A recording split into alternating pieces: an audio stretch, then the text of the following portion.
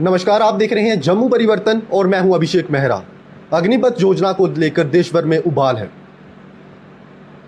Rail संपत्ति को आग के हवाले किया जा रहा है, प्राइवेट प्रॉपर्टी को नुकसान पहुंचाया जा रहा है। और बात करेंगे कठुआ की, तो कठुआ में भी दो बड़े प्रदर्शन हमने देखे को मिले। चढ़वाल की बात करेंगे तो सुरक्षा बलों द्वारा बल का प्रयोग किया गया, तो बदले की भावना से प्रदर्शनकारियों द्वारा पथराव किया गया।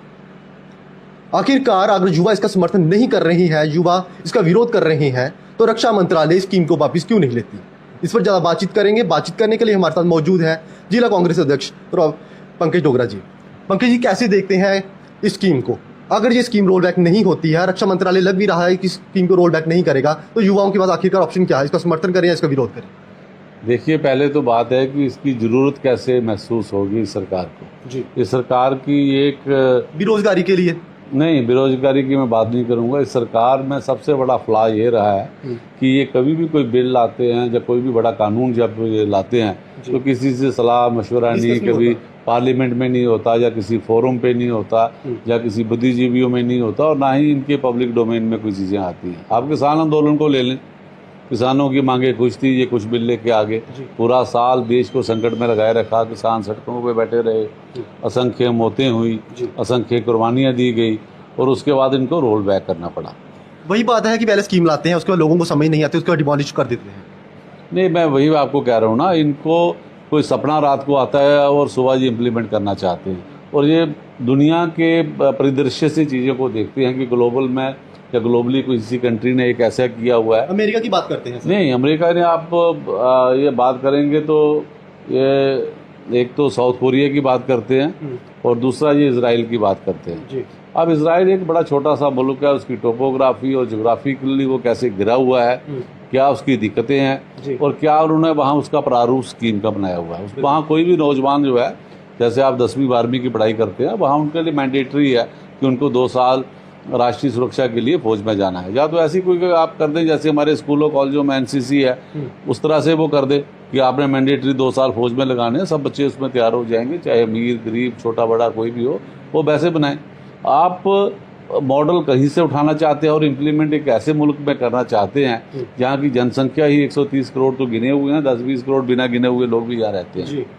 और वहाँ पे जिस एज ग्रुप को आप टारगेट कर रहे हैं, आप जैसे 17 से लेके अभी आपने 2 साल की छूट दी है, शायद इसको 23 साल तक किया हुआ, तो आप देखेंगे कि उस पैरामीटर में भी कम से कम मुझे लगता है कि 4-5 करोड़ युवा आते होंगे, और नौकरी आप 2 लाख निकाल रहे हैं, बाकी लोग क्या करेंगे? या तो आप टारगेट कर लो कि 5 करोड़ जो ब्रैकेट में आ रहे हैं, अगर जो शारीरिक रूप से फिट हैं और जो जिनको लगता है कि वो इसमें सुषमा में जो भर्ती हुई थी 2019-2020 में, वो बच्चे भी मांग कर रहे हैं, वो बच्चे फिट हैं, मेडिकल फिट बच्चे हैं, वो मांग कर रहे हैं रिटर्न की। तो क्या देखते हैं, सरकार करोड़ों रुपए जो है वो फंडिंग करती है, वो लेती है, फॉर्म्स के नाम पर करोड़ों रुपए बच्चों से वसूला जाता है, उसके बाद जो है एग्जाम कैंसिल कर दिया जाता है। क्या देखते हैं? नहीं, पहले तो है कि जिन लोगों ने फॉर्म भरे हुए हैं, मैं इसको 2 रूप से देखूंगा। पहले तो जिनके टेस्ट हुए हैं या जिनकी मेडिकल हो चुकी है, उनको आप जैसे सिस्टम चल रहा था वैसे उन सबको न्याय मिलना चाहिए, रेगुलाइज। और दूसरा ये जो स्कीम आई है, हम इसका सिरे से नकारते हैं और सिरे से इसका विरोध करते हैं। मैं आपको जो बात सुना रहा हूँ इजराइल की या साउथ कोरिया की सुना रहा हूँ, तो मैं ये अपने एक मन से आपको बता रहा हूँ कि ऐसी चीज़ें उन लोगों में हैं, लेकिन हमारे यहाँ तो इन चीज़ों की ज़रूरत ही नहीं है। हमारे यहाँ वैसे भी फौज में एक ऑप्शन है, आप 14-15 साल की नौकरी के बाद आप वापस आ सकते हैं। और इंसान के जीवन में जो उसका जो एज ग्रुप रहता है 17 से लेकर 35 साल तक या 40 साल तक रहता है, वो उसका बेस्ट एक रहता है, और उसको एक देश प्रेम के प्रति, अपने फौज के प्रति, अपनी यूनिट के प्रति सर क्या सच में इस योजना में कमी है जहां इस पर राजनीति की जा रही है? क्योंकि हम देख रहे हैं जब भारत बंद की कॉल की गई थी तो बच्चे जो सड़कों पर नहीं उतरे, तो क्या समझे कि बच्चों को धीरे धीरे इस स्कीम को समझ आ रही है? नहीं, आप ये देखो, इस स्कीम की तो पहले जरूरत ही नहीं थी जी। 2 साल की कोविड के बाद इनको रूटीन की भर्ती जारी रखनी चाहिए थी। हमारी फौज ने कमाल का साहस दिखाया, चाहे पाकिस्तान ने यहाँ पे 47 में लगा लीजिए, 48 में लगा लीजिए, उसके बाद 65 का युद्ध हो, 71 का युद्ध हो, करगिल का युद्ध हो, हमारे फौजियों ने, हमारी आर्मी ने, एयरफोर्स ने, या बाकी जो नेवल फोर्सेस थी, उन्होंने हमेशा ही दुश्मन के दांत खट्टे किए और हिंदुस्तान ने हमेशा विजय प्राप्त की है, और हमें अपनी फ़ौज पे गर्व है। और आप उसी फ़ौज को, अपनी स्कीम को डिफेंड करवाने के लिए जो आप बात कर रहे हैं कि जब सड़कों पे विरोध आया तो आपको अपने जर्नैल उतारने पड़े वहाँ पे। तो जब बोर्ड लेने होते हैं तो इसी की सुरक्षा की जो है वो बातें की जाती हैं कि सुरक्षा के एक मैटर होता है, इसको सुरक्षा को जो है प्राथमिकता दी जाती है। तो अब क्या देखते हैं अभी अब इसी सुरक्षा पर जो है वो अब राजनीति की जा रही है, 4 साल का एक महज फौजी।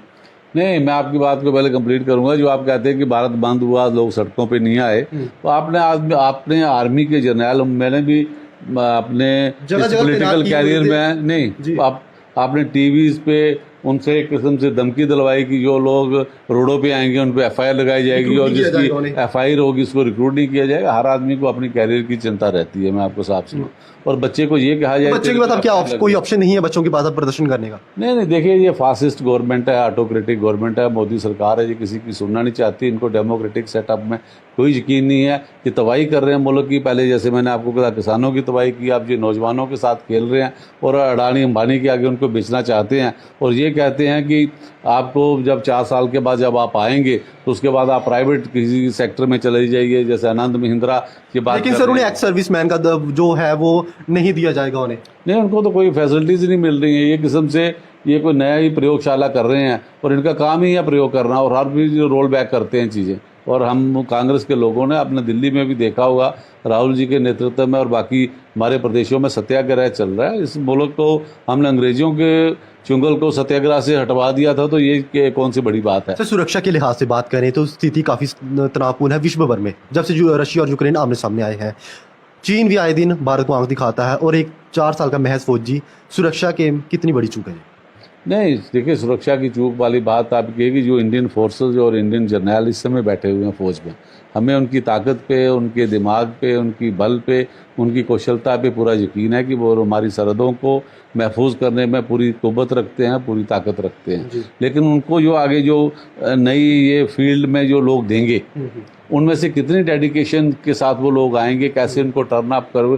कोई भी आदमी जब फौज में जाता है तो उसको एडजस्टमेंट करने में ही 2-3 साल लग जाते हैं, और उसके बाद सर ट्रेनिंग जो है महज 6 महीने की बताई जा रही है। यार राफेल जिसने बच्चे ने उड़ाना होगा उसको कम से कम 3 साल का पीरियड लगेगा, उसे वेपन चलाना आना चाहिए, उसे जहाज चलाना आना चाहिए। और जो बच्चा 4 साल का महज फौजी होगा उसे ये भी नहीं पता होगा कि उसके वजह से रिक्रूट किया जाएगा, जहाँ उसे निकाल दिया जाएगा, तो वो बच्चा अपनी प्राथमिकता कैसे देगा आर्मी में? सर देखिए ये अग्निपथ योजना है और अग्निवीर जो है, हम इसको सिरे से नकारते हैं। और हम लोग उन संघर्षरत हजारों लोगों के साथ या लाखों लोगों के साथ हैं जो इस स्कीम के ख़िलाफ़ हैं। कांग्रेस पार्टी इस स्कीम के ख़िलाफ़ है। हम चाहते हैं कि जैसे आर्मी का रूटीन में पहले भर्ती होती थी, जैसे रूटीन में हमारे यहाँ पे यूनिट्स में भर्ती होती थी, वैसी होनी चाहिए। और ये स्कीम बिल्कुल बेसलेस है, और ये एक किस्म से जो प्रयोग जो कर रहे हैं, मैं कहूँगा कि सुरक्षा के साथ, देश के साथ प्रधानमंत्री जी मत खेलें। और जैसा विरोध पहले दिन हुआ या दूसरे दिन हुआ, और उस विरोध को मद्देनज़र रखते हुए आप कब तक चिंगारी को दबा के रखोगे, तो ये फूटेगी। तो इसलिए हम लोग सत्याग्रह के माध्यम से, डिजिटल प्लेटफॉर्म के माध्यम से, सोशल मीडिया से हम लोग बार बार ये अपील कर रहे हैं कि आप अहिंसक तरीके से सरकार का विरोध करें, हैशटैग का प्रयोग करें, ट्विटर के माध्यम से, फेसबुक से, इंस्टा से, कोई भी आदमी जो यूज़ करता है इसका स्कीम का विरोध करें। और प्रधानमंत्री को, और मैं सबसे बड़ी बात मैं कहूँगा कि अगर किसी पर्टिकुलर इलाके में हर गाँव से देहात के लोग ही ज़्यादा फौज में भर्ती होते हैं, और देहात में जहाँ जहाँ उनके बीजेपी के यूनिट हैं, उन बीजेपी के नेताओं से पूछिए कि आपके नेता ने हमारे लिए क्या परोसा है। उनको पहले अपने गांव में ही एक विचारधारा आंदोलन जब भी खड़ा होता है, गांव से खड़ा होता है या छोटे यूनिट से खड़ा होता है। अपने वहाँ पे जो पंच सरपंच या लाल पीले कुर्ते लगा के जो उनके नेता घूमते हैं, मैं तो उन बच्चों से कहूँगा पहले उनको ही पकड़ो भाई, जाके जो आपका जिला अध्यक्ष है या प्रदेश अध्यक्ष है या आपका राष्ट्रीय अध्यक्ष है, उसको पूछो कि किसने किस स्कीम की मांग की थी और क्या हमारे लिए ले आए हो। वोट दिए हैं अभी, जुवानों भी वोट दिया, 18 साल का आदमी वोट डालता है, शायद उनमें से भी किसी ने मोदी सरकार को वोट डाले हो, और उनको ये गले से पकड़ा गया है। तो ये बिल्कुल एक किस्म से बेसलेस, और इस स्कीम की ना तो ज़रूरत है, जो आने वाले दिनों में हिंदुस्तान को और हमारी फौज को और हमारी सुरक्षा को सबको खतरे में डाल सकते। पहले भी कई राज्य जो हैं वो आतंकवाद से प्रभावित हैं, और अरुणाचल प्रदेश की बात करें, जम्मू कश्मीर की हम बात करें, तो पहले भी काफ़ी ज़्यादा आतंकी ताकतें जहाँ पर जो है वो प्रभावी हैं। कैसे देखते हैं कि एक 4 साल का महज फौजी जब रिटायर आएगा, जिस बच्चे के पास काम नहीं होगा, उसे कितना ज़्यादा आसान हो जाएगा बहलाना फुसलाना? सर नहीं, चलो अब दूर की कौड़ी है, दूर की बात है। हमें अपने नौजवानों पे विश्वास है कि वो देश प्रेम, बेरोजगारी भी तो है ना, बेरोजगारी है। नहीं, हम इसका पॉजिटिव नोट लेते हैं इस चीज़ का कि हम तो यही चाहेंगे सरकार समर्थन क्यों नहीं करते फिर? नहीं, हम ये कहते हैं कि सरकार की आंखें खुले और सरकार उन नौजवानों को जिनको आप 4 साल की उसमें डालना चाहते हैं उनको वही 15 साल पे आप डालें। और हमारे नौजवानों में प्रतिभा है, वो देश प्रेम में अपनी सीमाओं की रक्षा का या टेररिज्म का मुकाबला करना चाहते हैं, उनको पूरा मौका दिया जाए और उनको अच्छे से जो भी सुविधाएं सुख सुविधाएं फौज में मिलती हैं उस सुख सुविधाओं से उनसे वंचित नहीं किए जाए। आप छोटे से हमारा पड़ोसी मुल्क जो आपका दुश्मन मुल्क भी है पाकिस्तान को देखो, वो हर साल रक्षा बजट में बढ़ोतरी करता है और हम कटौती करते हैं। रक्षा बजट में कोई कटौती नहीं होनी चाहिए, रक्षा बजट को आप बढ़ाइए। हम तंगी सह लेंगे, आगे महंगाई की बहुत मार है, थोड़ी सी और सह लेंगे, थोड़ी सी और बर्बादी सह लेंगे, लेकिन रक्षा के साथ देश के साथ आप समझौता मत कीजिए। सर आखिरी में एक सवाल, बच्चों के लिए क्या मैसेज रहेगा? बच्चे जो है देख रहे हैं, हम अलग अलग यूपी में भी हमने देखा कि रेल संपत्ति को जो है आगे हवाले किया जा रहा है, कैसे एक बच्चों के लिए क्या मैसेज रहेगा कि पीसफुल प्रोटेस्ट के लिए? सर नहीं, बच्चों के लिए यही प्रोसेस है, ये हमारा देश है, हमारा मुल्क है। ये लोग जो इस समय सत्ता में है, 60-70 साल कांग्रेस ने इस देश को बहुत बढ़िया से चलाया, आगे बढ़ाया। इस मुल्क में जितने आप IIT IBM जितने ये बड़ी बड़ी आप ये रेलवे परियोजनाएं या हेलीपैड या एयरपोर्ट देखते हैं या बड़े संस्थान देखते हैं, ये सब कांग्रेस की देन है। ये तो उल्टे बेचने लगे हुए हैं, कभी रेल बेचते हैं, कभी जहाज बेचते हैं, कभी अपना BSNL बेच रहे हैं, कभी स्टील अथॉरिटी बेच रहे हैं, कभी LIC बेच रहे हैं। इन्होंने तो कोई बेचने का काम रखा है। लेकिन बच्चों से मैं अपील करूंगा, ये हमारी प्रॉपर्टी है, हम लोगों के टैक्सेस से बनी है, आप लोगों के बुजुर्गों ने इस पे काम किया, इस देश को बनाने में, हमारी संपत्ति है। हमने इसको नहीं जलाना है, हमने इसको बर्बाद नहीं करना है, हमने इसको खराब नहीं करना है। सत्याग्रह के माध्यम से जो गांधी जी ने और नेहरू जी ने हमें दिखाया था कि हम अहिंसक तरीके से अगर अंग्रेज को भगा सकते हैं, तो ये तो काले अंग्रेज हैं। ये तो उस जमाने में भी भारतीय जनता पार्टी के लोग अंग्रेजों से मिले हुए थे, ये उन्हीं से शिक्षा दीक्षा ली हुई है और वही अंग्रेजी शासन हमारे यहाँ पे लागू करना चाहते हैं। और जैसे हमने उसी तरह से इनको लाठी से ही भगा देना है या धक्के से ही भगा देना है, या आंदोलन के राह से ही हम सत्याग्रह से या गांधीगिरी से इनको भगा सकते हैं।